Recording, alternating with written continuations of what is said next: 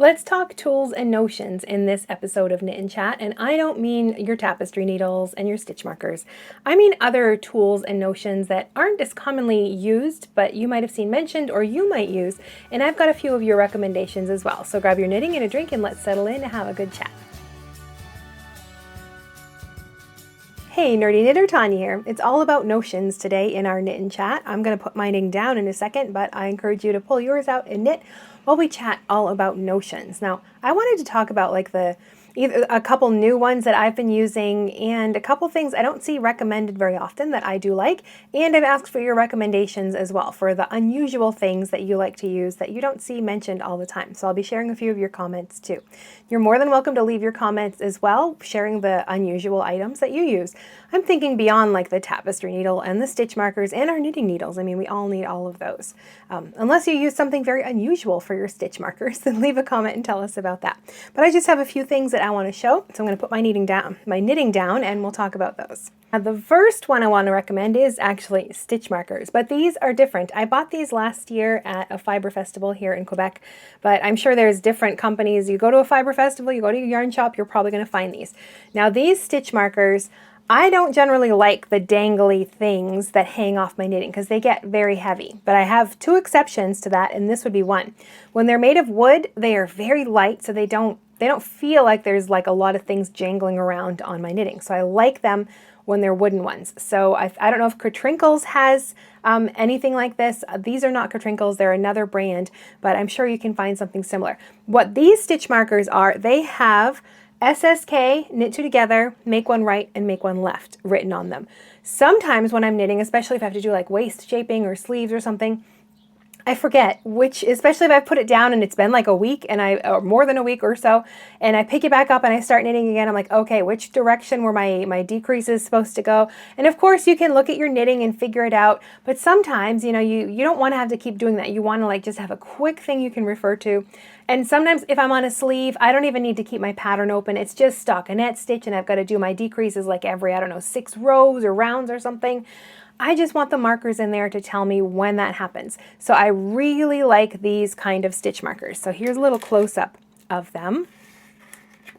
And all they are just those little lobster claw markers, but they have make one right, knit two together, SSK, make one left on them. So when I'm doing these particular increases and decreases, I can just pop these right where they have to go in my project, and I know exactly what decrease or increase I have to do at that point. So definitely, I really love those. I'm not one for the jangly things that hang off your knitting all the time, but when they're the lightweight wood, I really, really like them. But that brings me to the second thing, this right here, this chain row counter. Again, very dangly, and it is heavy, so I notice this on my knitting. But it's my exception. I don't like the things that dangle besides those stitch markers with the stitches, the increase and decreases, and this for counting rows. I love this thing, and I honestly did not think I would. I would never have thought to purchase this, but it came in one of my Yarnable boxes, and I'm like, I'll give it a try. I had to Google because I didn't even know how to use it, but you can find YouTube videos. But basically, you just you go through, like there's numbers on here, so you can. I tend to place it this way, so the number of the round I'm on is beneath the ring, so I know that that's the round I'm on, and then you finish that round, you pop it up to the next one. I like this not so much to count like all the rounds, but if I have to work increases or decreases, let's say like in my sleeve example, I have to work a decrease or an increase every 6 rounds, I always put it like I do my decrease and I put my stitch marker in so I can count, I've got to do 10 of them, I've got 10 stitch markers in there. But then the number of rounds in between, I'm constantly stopping and counting those, and that can get tedious and annoying. So I love this for that in particular. I don't use this all the time. I only use it when I have some shaping to do, like if I have to do an increase or decrease every 6 rounds or whatever, how many rounds or rows. I like this because I can just move it up every time I start a new row or round.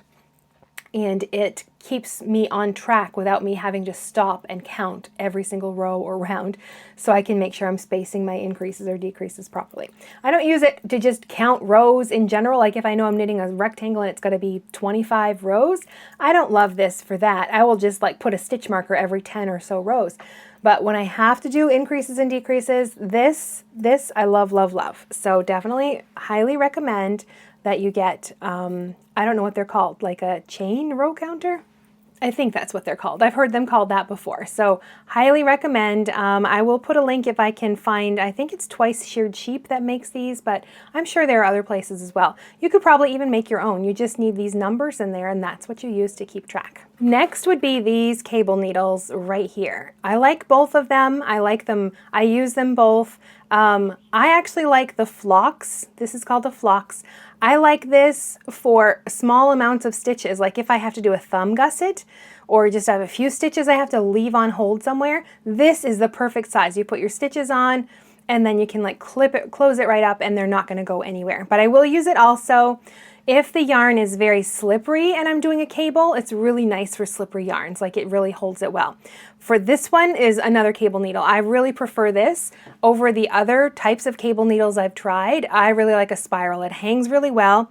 The only thing I don't love is it's kind of thick. I wish it were a little on the thinner side for those finer yarns. Like it's a little thick. But for most, worsted DK Sport, it's fine. I'm just not sure I would use this for like a fingering weight cable because it's pretty thick, this wire or whatever this is. But for everything else, I've used the U-shaped ones, the like straight DPN style, and this is definitely my preference. So when it comes to cable needles, these are the two that I really, really like. And the spiral one was a recommendation from somebody, one of you viewers who a couple years ago, I think, I was talking about like the notions I used, and somebody mentioned the spiral cable needle, and I was like, I don't even know what that is, and I looked it up and I bought one. This is my second one. This one has like the cat ears. I have another one that's just a spiral, but really, really like them. So thank you for recommending that. I really like this kind of cable needle. Next would be a couple of very small things. Finishing needles and wool needles. Like I use the bent tip tapestry needles quite a lot, but sometimes if you're playing yarn chicken or you didn't leave a long enough tail to weave in, it's really hard to weave in that really short tail with a tapestry needle. I really like these kinds of needles when that happens. So this one is called a wool needle. It's just got a little loop on the end. So if you have a very short tail, you can feed the needle through where you want it to go, then put your yarn in there and pull it right through. So that works really well for really short tails. But I also really like these needles. These are Susan Bates finishing needles. And as you can see, they're just like little plastic, and they've just got a big hole in the middle. If you have trouble like threading a tapestry needle with your yarn, or it just keeps splitting, these are a really great option. They actually have two more sizes. I don't use them as much. These are the two I use the most often because they're just a good size. They've got some larger ones, but I don't knit with large yarn very much. So these two sizes work really well. So those are Susan Bates finishing needles. Another thing I really like is a fix-it tool. And I've got a couple of these actually. This is just one. This is a Susan Bates one. So it's got a knitting needle tip on one end and a crochet hook on the other end. So really nice and handy. It's not super big, but it's great for like fixing a small mistake. They also have, Clover has a version of this in bamboo, and I really like that one as well. That one is just packed away in my teaching supply kit, so I don't have it handy to show. I'd have to pull out all my teaching stuff, and I don't really want to do that. But it basically looks the same, but it's a bamboo version instead. But really nice. A crochet hook is always handy when you have to fix a dropped stitch or something. So definitely, I always have this in my knitting notions. Another thing I really love are these double-ended stitch holders. I like these because you can knit directly from them. It's basically a DPN is all it is, but it's got this sort of thing that holds the stitches on there. So I love to use these if I have underarm stitches in a sweater. I'm usually using something like this and putting them on there, and then when I have to like knit my sleeve, I don't have to like try to transfer stitches from waste yarn or bamboo or Barber cord or anything like that. They are already on a needle. I just have to take the end off and I can knit directly from this. So highly recommend these as well. Like I love stitch holders, and that brings me to the next one actually, Barber cord, things to hold stitches. You have to put like your underarm stitches on something or your thumb gussets, and I use different things for different, whatever I am working on. Like I really love the Flox. If it's a very small number of stitches, like a thumb gusset, love this because I can close it right up and it doesn't really get in the way. Sometimes like with a hard-sided stitch holder, like a safety pin style, it's hard to knit around that when you're doing a little thumb gusset. So I don't love those, but I love the Flox for that. I love these kind for underarm stitches because usually you've got like, a couple inches of stitches. They hold really well on these. But for general, like the body of a sweater, Barber Cord is my favorite thing. Or this is just tubing that I got from Amazon. So hollow silicone tubing. I think if you look up jewelry tubing, silicone I think is the one you want. There's rubber and there's silicone. I think it's the silicone. Rubber is too stretchy. And I think this is, it doesn't say on here, but I'm pretty sure it's 2 millimeter. And this works. I have not had an issue with any sweater. Trying to remember if I've used it on like a fingering weight yarn. I don't know if I have, but DK Sport worsted, it's been totally good, totally fine on all of those needles. I think I've used it with a fingering weight and I think it was okay. It is a little thick for those stitches, so, but it's got a little hollow end in there. I don't even know if that'll show up on the camera. Well, you can kind of see it right there. It's hollow inside, so you kind of shove that onto the tip of your knitting needle, and you'll cut off like whatever the length you need plus extra because you want to tie it so nothing comes off. And you slowly slide your stitches onto this. And I like to cut it at an angle. I find that helps to slide things on. If it's like a blunt cut, it can be like it can catch a little bit. So I do find it helps to go at an angle, but don't pull on it because you can pull it right off your knitting needle and then you've got like live stitches you've got to try to catch. So just shove it right on the needle tip, slide your stitches on, take your needle out, and it works really, really well for that. So I really love this for like a large amount of stitches if I'm doing like a sweater body or something like that. Smaller things, I might use embroidery floss. That's usually what I've got, like a stash of that, or even really fine yarn, anything like that. But for like a sweater, I really like this, and it works great for like if you're working on a sweater, you've got your sleeves on hold. This doesn't, like the top of the sleeve on hold, this doesn't get in the way. I wouldn't like something like this because of course it's not big enough to put like the whole sleeve on hold, and it's too hard. Like it's hard to knit around that. But great for underarm stitches though. But yes, this for sleeves and bodies. So I guess it depends on the project. I like different types of things to hold my stitches depending on what I'm working on. The last thing I want to share is a yarn minder. Now I still put my knitting in bags, like I always have like a project bag to keep, you protect your yarn, protect your knitting project. But I do like these. I like it if I'm just around the house, or I like it for travel. Like keeping it in the car, like having this dangle from something is very nice because we're gonna knit and crochet in the car, right? So we want something to hold on to our yarn. This works really well. I actually have two. This one was a gift, but of the two, this one's Lemonwood. I highly recommend Lemonwood because it's 3 pieces, 4 I guess, very easy to put together. This one, it was a gift. I don't know, there was no brand name, there was nothing written on it. I don't like it at all. It was missing a piece actually. It came in pieces, didn't come with instructions. I had to figure out how to put it together. And I don't know what was supposed to be down here, but there wasn't anything. So my daughter put a zip tie on it so it would hold that in place. And this part at the top, it comes with 2 different, like a wrist strap and also a really long one. But it has this thing right here. So I have to like get a screwdriver out and take this off every time I want to put a ball of yarn on here or take a ball of yarn off. So I don't recommend this because this is annoying. I much prefer the Lemonwood because all it is just a clip. Like it's just like this carabiner clip. And you just have to figure out where's the opening. Oh, there it is right there. Slide it right off and I can take my yarn right off there. So definitely this is much easier to use. It's easy to take apart. Very simple to like take apart. Like you've got your handle and the carabiner right there. Yarn's right there. 2 pieces. That's it. And it all comes in, like it comes in a little bag too. So you can put it all together. So definitely I like this one.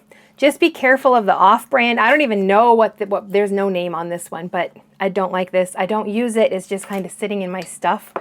I don't even want to give it away because I don't like it. I don't want to, like, it's a hassle to take it apart. You need to find a little screwdriver and take it's just not worth the effort.